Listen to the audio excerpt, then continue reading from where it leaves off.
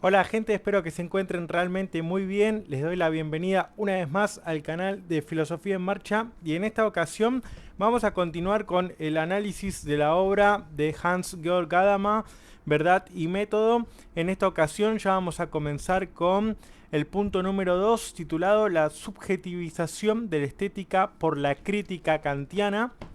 Para hacer un repaso rápido de todo lo que estuvimos viendo, bueno, hemos analizado el prólogo en un primer video junto con la introducción también a la problemática de la obra y hemos desarrollado en lo que es la primera parte que también encierra este punto. Es el punto número 1 que se titula La significación de la tradición humanística por la ciencia del espíritu. Y ahí hemos hablado del problema del método y después hemos desarrollado los conceptos básicos del humanismo. Hemos hablado del concepto de Bildung, de formación. Hemos hablado también de sensus communis en el punto número B. Y finalmente en el video anterior hemos hablado del concepto de Geschmack, de gusto, y después de la capacidad de juicio. Todo lo que tiene que ver con la formación, con esta formación tanto a nivel subjetivo o individual, con respecto a la influencia que va a tener también esa formación en pos de la formación, la creación de una cultura. Por tanto, también en relación a esa formación individual, a esa Bildung, formación cultural que podemos traducir, va a aparecer también relacionada la idea o el concepto de sensus communis, de sentido común, de sentido comunitario. Y bueno, Gadamer desarrollaba toda esta problemática con respecto a un sentido común a partir del uso de nuestros sentidos externos, y después también aparece esta contraposición de la obtención de un sentido común a partir de una inquietud, de una voluntad, de una necesidad interna que nos va generando ciertas inclinaciones.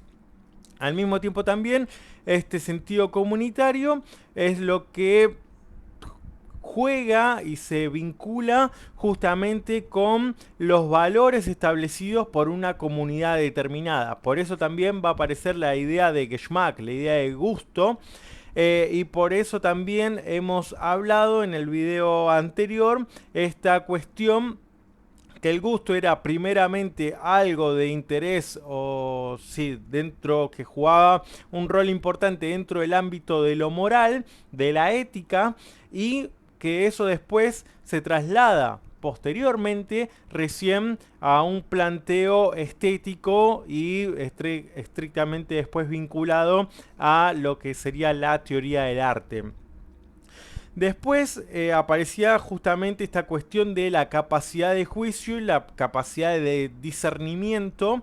Eh, Recordemos que hemos mencionado también la distinción entre el Urteilskraft de Kant, en esta idea del Krinein, de la crítica de la crítica, y acá también en el sentido de Gadamer no aparece estrictamente ese concepto kantiano, pero sí como el Unterscheidung, ¿no?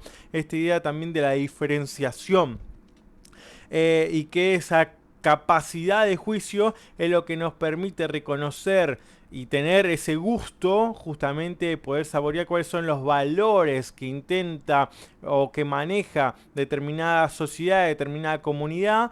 Y a partir de eso, obviamente, aparece toda una estructura, un eje que es la Erziehung, la educación, que obviamente va marcando el camino de la formación individual de esos sujetos, y obviamente esa Erziehung es lo que establece o de alguna manera enmarca cuáles son, van a ser esos valores del gusto para limitar la formación, la formación individual de cada uno de los sujetos que forma parte de esa comunidad.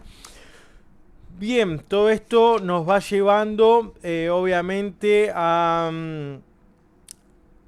A ver, ¿no? Acá, por ejemplo, citábamos esta cuestión de que toda decisión moral requiere gusto y que, bueno, en la crítica kantiana aparece esta cuestión de la capacidad de juicio y que, bueno, en Kant ya se muestra una ruptura con toda la tradición que nosotros veníamos mencionando con respecto a la idea del sentido común y de esta cuestión del gusto según se da, habíamos hablado de Baltasar Gracián y cómo esto también se va trasladando desde España, Francia, Inglaterra y toda esta cuestión de que ya el gusto no es concebido como algo meramente sensorial, sino que habla de un discernimiento sensible que opera el gusto, dice como recepción o rechazo en virtud del disfrute más inmediato. No es en realidad mero instinto, sino que se encuentra ya en medio camino entre el instinto sensorial y la libertad espiritual. Y a partir de ahí se empieza a generar toda esta idea del gusto, la capacidad de juicio en tanto formación de una cultura, ¿no? Y bien, entonces ya nos queda dar el paso a este punto número 2, que tiene como título entonces la subjetivización de la estética por la crítica kantiana. Esto tiene el punto de la doctrina kantiana del gusto y del genio y vamos a mencionar algunos puntos que son los que vamos a tratar estrictamente en este video. El punto A, que es la cualificación trascendental del gusto, la teoría de la belleza libre y dependiente y la teoría del ideal de la belleza, porque después ya va a aparecer una diferenciación entre el interés por bello en la naturaleza y belleza en el arte, y de ahí vamos a derivar a otro punto que tiene que ver con la relación entre el gusto y el genio. Recordemos, ¿no?, que Kant ya en la crítica, en el parágrafo 45 más o menos de la crítica del juicio, de la tercera crítica, ya empieza a desarrollar toda la teoría del genio como un momento más, y esto es interesante tenerlo en cuenta, que todo ese desarrollo sobre el arte, como en tanto filosofía del arte, forma parte del problema de la estética kantiana y que es fuerte dentro de esa filosofía del arte la problemática del genio en tanto creador de la obra y después, bueno, toda esta que va a estar vinculado con el problema estético más central que tiene que ver con la capacidad de juicio, ¿no? Sobre todo el espectador y también la capacidad de juicio del genio a la hora de elegir los materiales para crear la obra de arte bella que va a crear. Que es lo que va a dar entonces como la exposición de la genialidad del artista a la hora de crear, ¿no? Entonces, bueno, eso es interesante, marcar que hay una problemática, una estética kantiana general, que ya el problema de la estética, como hemos mencionado quizás en otros videos o en otra serie también de videos de otras obras, sobre todo de la crítica de la razón pura, es que el problema de la estética trascendental ahí es en vistas al conocimiento, acá va a estar en vistas al disfrute estético. Por eso también esta cuestión de que en la obra de arte no hay posibilidad de conocer algo del objeto, sino que lo que va a importar tiene que ver con el sentimiento de, de vida, un sentimiento de vida, un Lebensgefühl, a diferencia de un sentimiento moral o de esta cuestión de búsqueda o de adquisición de conocimiento por medio de la confrontación del sujeto con el objeto, ¿no?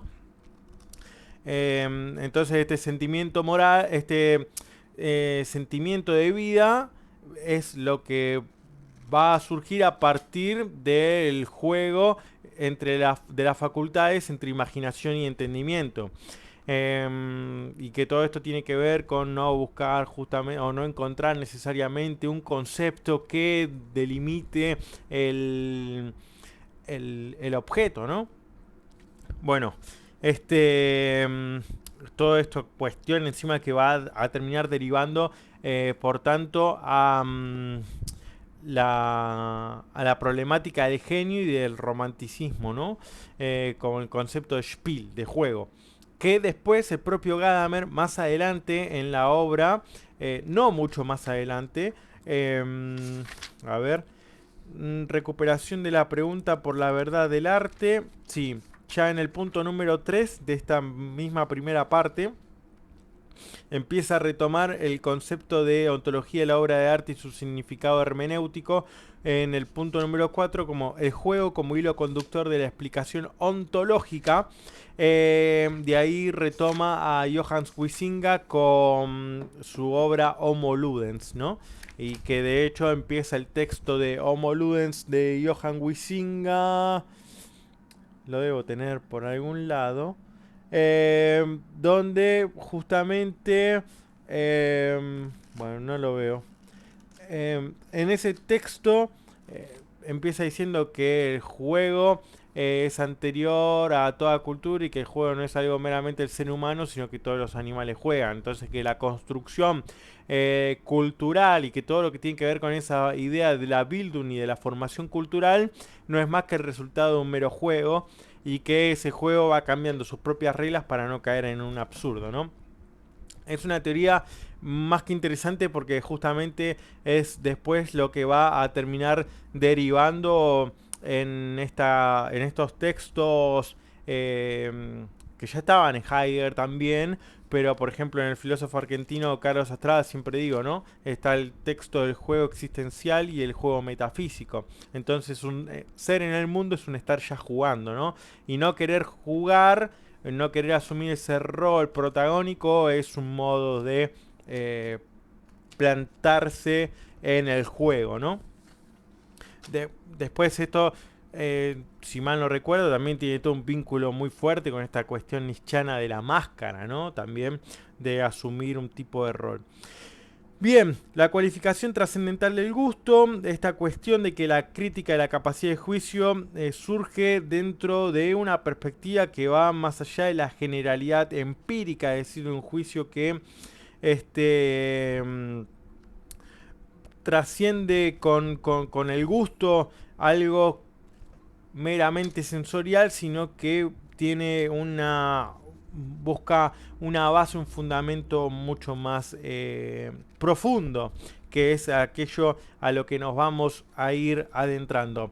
Les recuerdo también que pueden apoyar el canal adquiriendo mi libro Dionisos y el genio dionisiaco, la influencia romántica en la filosofía del joven Nietzsche, un libro de unas 430 paginitas, donde van a encontrar todos los comienzos de la filosofía de Nietzsche y toda la influencia romántica, que bueno, es una temática poco abordada y obviamente poco reconocida por el mismísimo Nietzsche, pero que bueno, adquiriendo este libro en formato físico digital ayudan muchísimo al que pueda seguir yo trabajando con el canal. Dicho esto, también pueden compartir el video, suscribirse si no se suscribieron y seguimos entonces con esta cuestión de la crítica a partir del concepto de Geschmack, del concepto de gusto, donde, bueno, Gadamer se centra en un texto de Paul Mensa que se titula Kant's Ästhetik in ihrer Entwicklung, que es la estética de Kant en su desarrollo, y aparece esta cuestión de una suerte, dice, es verdad que en el ámbito del gusto estético los modelos y los patrones detentan alguna función preferente. Pero esto no ocurre en Kant al modo de limitación, sino al del seguimiento, y acá es importante la idea de los modelos y ejemplos proporcionan al gusto una pista para su propia orientación, pero no le eximen de su verdadera tarea, pues el gusto tiene que ser una capacidad propia y personal. Los modelos y ejemplos proporcionan al gusto una pista para su propia orientación. Bueno, acá, ¿no? Hay una distinción también entre la idea de modelo en tanto Vorbild, entre preimagen, y este modelo primigenio que es la Urbild, ¿no? Una imagen originaria, un modelo primigenio. Esto también va a estar relacionado con la creación del genio, en tanto es una obra de arte bella es una obra de arte que irrumpe con los límites y las reglas del arte establecidas, sino que esta es una naturaleza que da la regla al arte, en una regla que antes no se encontraba.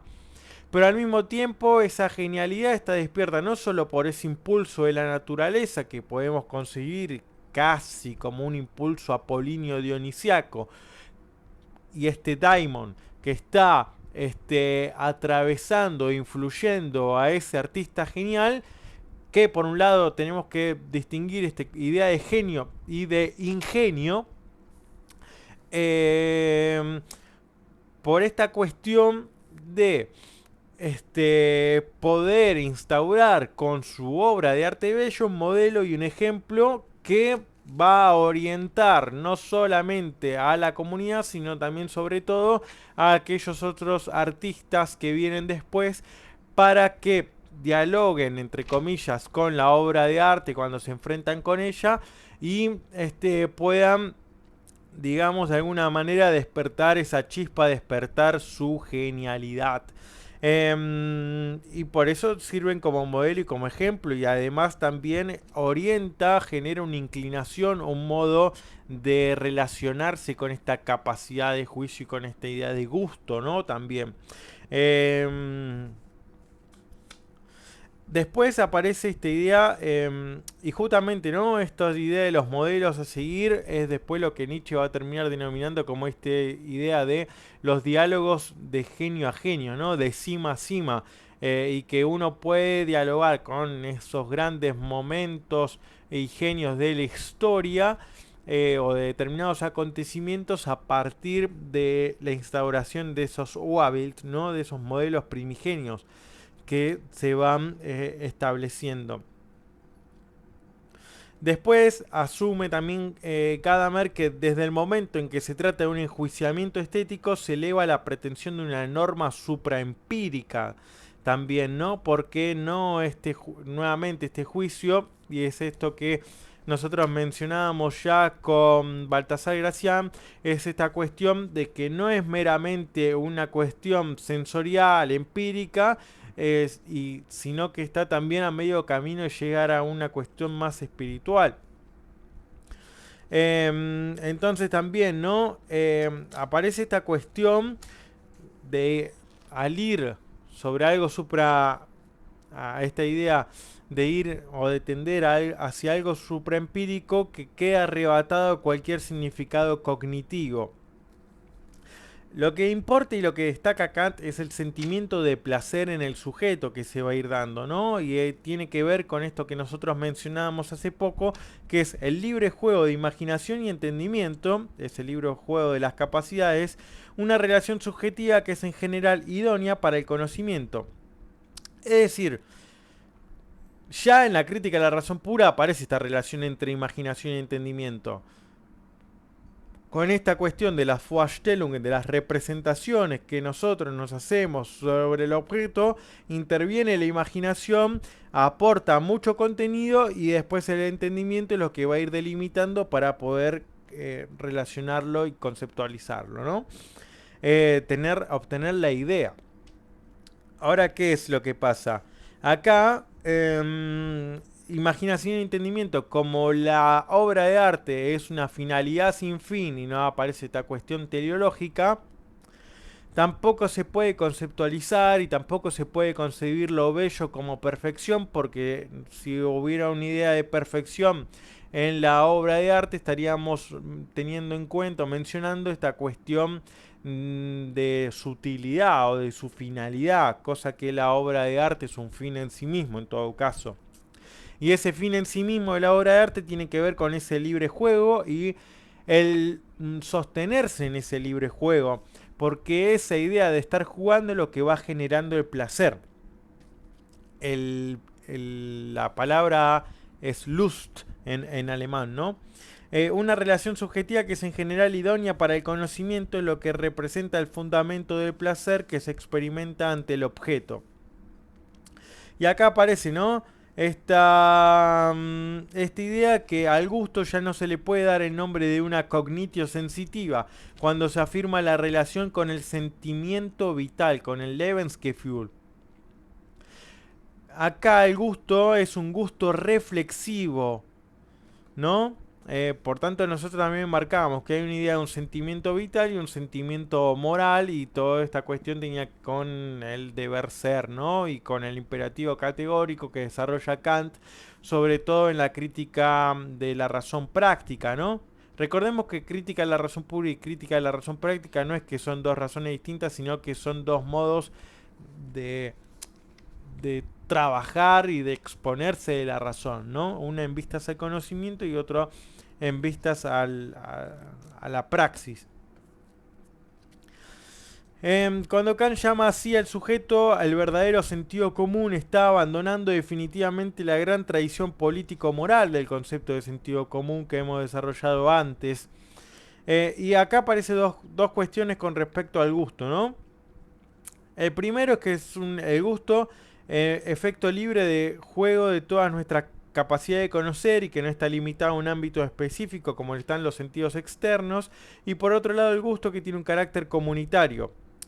Ahora bien, lo que habla sobre todo de este efecto libre de juego para de las capacidades de conocer, y de esta idea del gusto que contiene un sentido comunitario, es que están expresadas de manera privativa y no positiva. ¿Por qué esta cuestión privativa? En el sentido de que se está definido en Kant a partir de lo que el gusto se abstrae y no positivamente, en tanto que funda comunidad.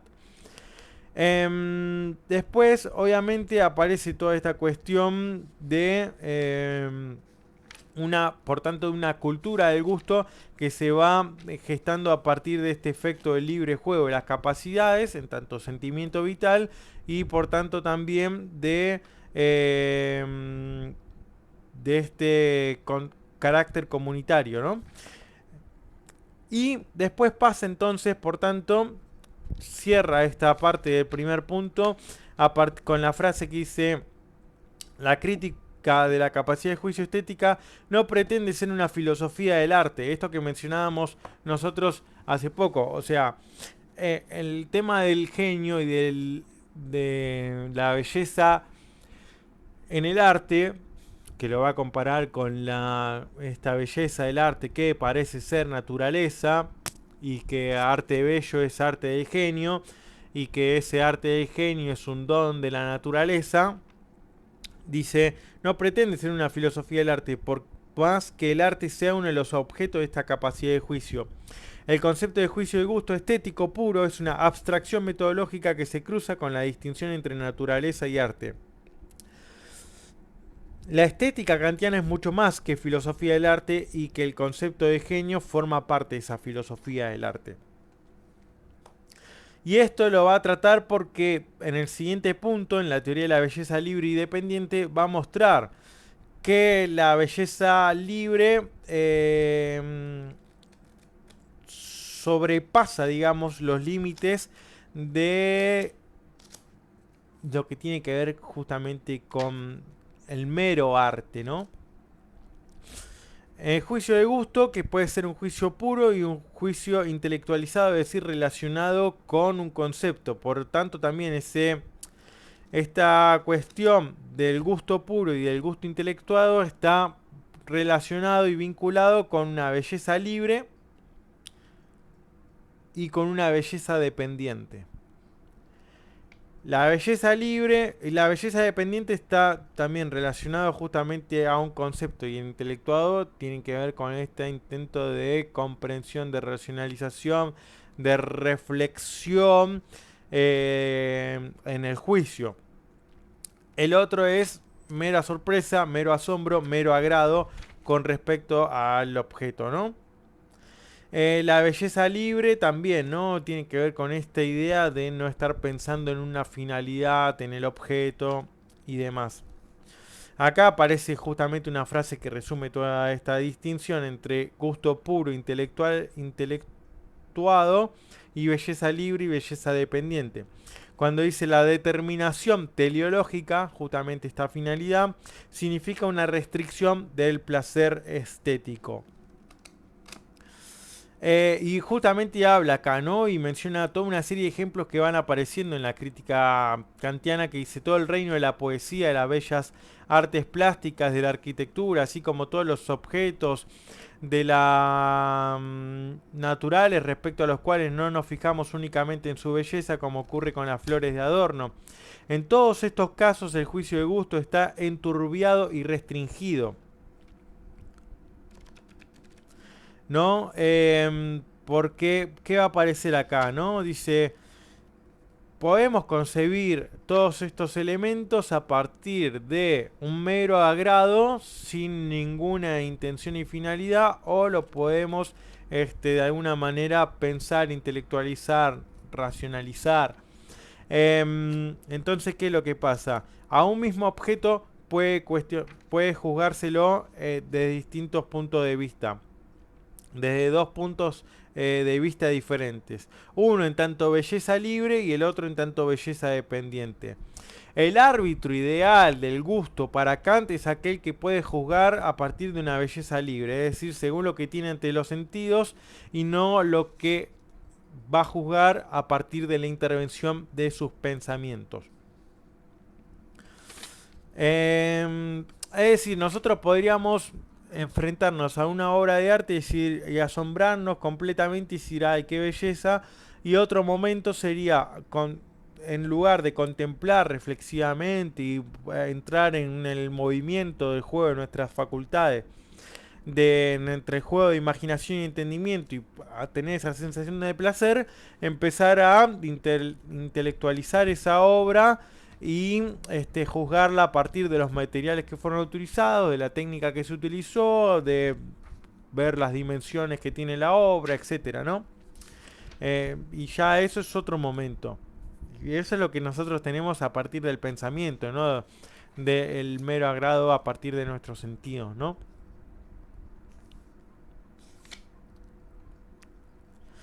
Y después habla, ¿no? Justamente entre esta idea de la imaginación y el entendimiento, destaca también un momento de la imaginación productiva. Y esto nosotros no voy a hacer demasiado hincapié en esta cuestión porque en toda la serie de videos que hemos estado desarrollando sobre Heidegger con respecto a Kant y el problema de la metafísica, donde hay una distinción de la imaginación en tanto productiva y que no es una Schaffen, ¿no? Esta idea de crear en tanto creatio ex nihilo por parte de la imaginación, sino que produce a partir de elementos que ya conoce. Pero, sin embargo, dice, no obstante, esta acción productiva de la imaginación no alcanza su mayor riqueza allí donde es completamente libre, como ocurre con los entrelazados de los arabescos, sino allí donde vive en un espacio que instaura para ella el impulso del entendimiento hacia la unidad, no tanto en calidad de barrera como para estimular su propio juego. Y todo esto después va llevando entonces a toda una cuestión de un ideal de belleza, donde esta cuestión, ¿no?, de la diferenciación entre el gusto puro y intelectuado y la belleza libre y dependiente, con falta o no de un concepto o restringido o no por un concepto, va a hablar de un ideal de belleza donde lo va a encontrar solamente en la figura humana, ¿no? Dice, solo de la figura humana existe un ideal de la belleza porque solo ella es susceptible de una belleza fijada por algún concepto teleológico. Acá va a ser importante, por tanto, la teoría tanto de Winkelmann como de Lessing. Y me parece que podemos ir dejando hasta acá y adentrarnos en el próximo video sobre esta cuestión del ideal de belleza y de la idea normal, porque aparece relacionado con esta cuestión de la obra de arte y de la moral, sobre todo. Y eso después nos va a llevar entonces al interés por lo bello en la naturaleza y en el arte, y finalmente nos va a decantar en la relación entre el gusto y el genio. Hasta que después ya aparece el punto número 2, la estética del genio y el concepto de vivencia en la obra. Y después hace todo un desarrollo con respecto al concepto de vivencia hasta finalmente dar a la recuperación de la pregunta por la verdad del arte. Así que bien, llegamos hasta acá, espero que les haya gustado, que les haya interesado. Les recuerdo que pueden apoyar al canal adquiriendo el libro Dionisos y el genio dionisiaco. Si no es para ustedes, si saben a quién se lo pueden regalar, también está disponible en formato físico y digital. Sin más, nos estamos viendo en un próximo video acá en el canal de Filosofía en Marcha, y ya vamos a continuar cada semana con un video más sobre esta obra de Verdad y Método de Hans-Georg Gadamer. Muy bien, esto fue todo entonces y nos estamos viendo la próxima semana. Saludos.